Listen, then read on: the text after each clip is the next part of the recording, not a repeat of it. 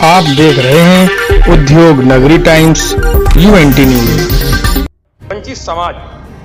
अनुसूचित जाति कल्याण महासमिति के द्वारा प्रेस वार्ता का आयोजन किया गया। प्रेस वार्ता में राष्ट्रीय अध्यक्ष रविशंकर हवेलकर ने आयरा प्रेस क्लब में पत्रकार वार्ता की। प्रेस वार्ता में पत्रकारों को रविवार को होने वाले अधिवेशन के बारे में जानकारी दी। प्रेस वार्ता में उन्होंने कई बिंदुओं की जानकारी दी, साथ ही समाज से प्राइवेट प्रथा खत्म करने की मांग की। प्रेस वार्ता में राष्ट्रीय अध्यक्ष रविशंकर हवेलकर के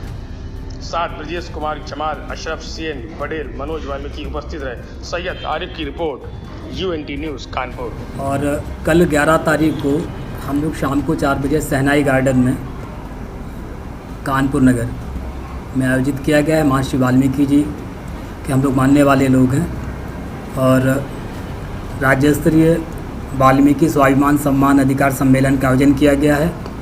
निश्चित रूप से हम लोग भारतीय जनता पार्टी से जुड़े हुए लोग हैं और मैं ये कहना चाहता हूँ कि देश प्रदेश के अंदर मोदी जी, योगी जी ने हमारे स्वच्छकार समुदाय के लोगों को केंद्र में और राज्य में बहुत कुछ देने का काम किया है। लेकिन कभी कभी क्या होता है कि जब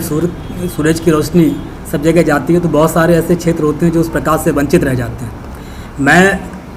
जो कल हमारा वाल्मीकि समाज का राज्य स्तरीय सम्मेलन हो रहा है, जिसमें हमारे उत्तर प्रदेश सरकार के दर्जा प्राप्त राज्य मंत्री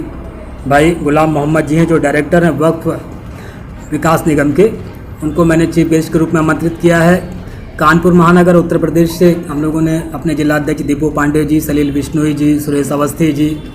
और सुरेंद्र मैथानी जी, अरुण पाठक जी, ऐसे जो भारतीय जनता पार्टी के हमारे प्रतिनिधि हैं महानगर में, उन सबको भी हमने आमंत्रित किया है। विषय हमारा ये है कि कानपुर बुंदेलखंड क्षेत्र में जो 17 ज़िले हैं, जिसमें 10 लोकसभाएँ हैं, 54 विधानसभाएँ हैं और 12 सुरक्षित है, लेकिन कहीं ना कहीं जो हमारी संख्या का अनुपात है इस कानपुर बुंदेलखंड क्षेत्र में, उससे हम वंचित हो गए। हमारा यहाँ पर राज्यसभा का सदस्य नहीं, विधान परिषद में नहीं, विधायक नहीं, दर्जा प्राप्त मंत्री नहीं, आयोग में, निगम में, बोर्ड में अध्यक्ष उपाध्यक्ष नहीं। तो ये हमारे समाज में इस चुनाव में जब हम लोग भारतीय जनता पार्टी की नीतियों को लेकर के, आदरणीय मोदी जी और उत्तर प्रदेश के यशस्वी मुख्यमंत्री योगी जी की नीतियों को लेकर के, और जो बहुत सारी योजनाओं से शासन ने जो आच्छादित किया वंचित तबके को, गरीब निर्बल समाज के लोगों को, जैसे उसमें आपने देखा होगा आसरा में कॉलोनी देने का काम किया, प्रधानमंत्री आवास देने का काम किया, हमने किसानों को सम्मान निधि देने का काम किया, मुफ्त में शौचालय देने का काम किया, सिलेंडर देने का काम किया, मतलब बहुत सारी योजनाओं से वित्त विकास निगम के माध्यम से अनुसूचित जाति वर्ग के लोगों को करोड़ों रुपए का लोन देने का काम किया, मुद्रा का में हम लोगों ने स्टैंड अप इंडिया में काम किया। लेकिन इस चुनाव में हम जब बस्तियों में गए तो कहीं ना कहीं हम चूक गए, हम अपने लोगों को समझाने में नाकामयाब रहे और विपक्ष ने जो ये रिजर्वेशन ख़त्म करने का, संविधान ख़त्म करने का जो अपना शगुफा छोड़ा, उसमें वो कामयाब हो गए। इसमें आप जानते हैं कि हमारे केंद्रीय नेतृत्व ने, प्रदेश नेतृत्व ने, आदरणीय मुख्यमंत्री जी ने स्वीकार किया कि कहीं ना कहीं हम अति उत्साह में चीज़ों को समझ नहीं पाए और हमारा प्रदर्शन सम्मानजनक नहीं रहा। इसी परिप्रेक्ष्य में कल हम लोग उत्तर प्रदेश के यशस्वी मुख्यमंत्री जी और योगी जी को अपनी भावनाओं से अवगत कराने जा रहे हैं। हमारा ज्ञापन पत्र भी इसमें होगा और इस कार्यक्रम में उत्तर प्रदेश में बहुत सारे जिलों से हमारे लोग आ रहे हैं, प्रदेश के बाहर से भी हमारे लोग आ रहे हैं। तो हम आज के दिन हम सिर्फ इतना कहना चाहते हैं अपने लोगों से, जहाँ तक मेरी आवाज़ जा रही है, कि वाल्मीकि समाज के इस स्वाभिमान सम्मान अधिकार सम्मेलन में अपनी जागरूकता का परिचय दें और बड़ी संख्या में इस कार्यक्रम को सफल बनाने के लिए आएँ, जिससे कि हम उनकी जो मूलभूत मांगे हैं, जैसा कि आप जानते हैं कि कानपुर महानगर और प्रदेश सहित हमारे लोग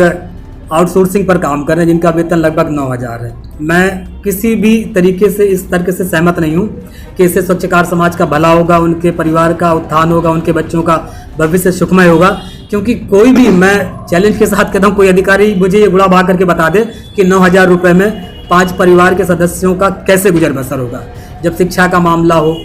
या बीमारी का मामला उनके परिवार के सदस्यों का, तो ये संभव नहीं है। तो हमारी ये मांग है कि जो लोग इस पर काम कर रहे हैं उनको कम से कम 25,000 रुपये न्यूनतम वेतन दिया जाए। और एक अभी हमने बड़ा काम किया मध्य प्रदेश में, हमारे प्रताप करोसिया अनुसूचित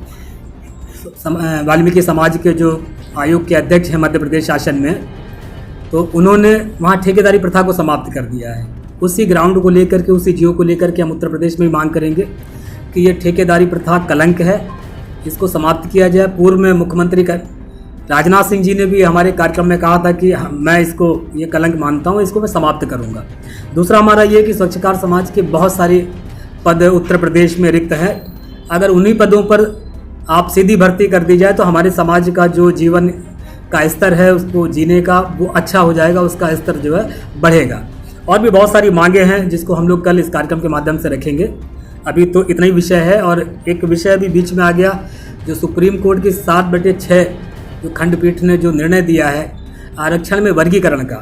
तो हमारे जितने भी वंचित समाज के लोग हैं जैसे बसोर, बरार, धरकार, खरवार, मुसहर, बेन, कोल, आदिवासी, कठेरिया, धानुक और भी हमारी उपजातियां हैं वाल्मीकि समाज सहित, ये सब लोग इसका समर्थन कर रहे हैं कि इसमें वर्ष 2012 से पिटीशन दाखिल की गई थी पंजाब से और इसमें केंद्र सरकार की भी अहम भूमिका है। और निश्चित रूप से मैं अपने जो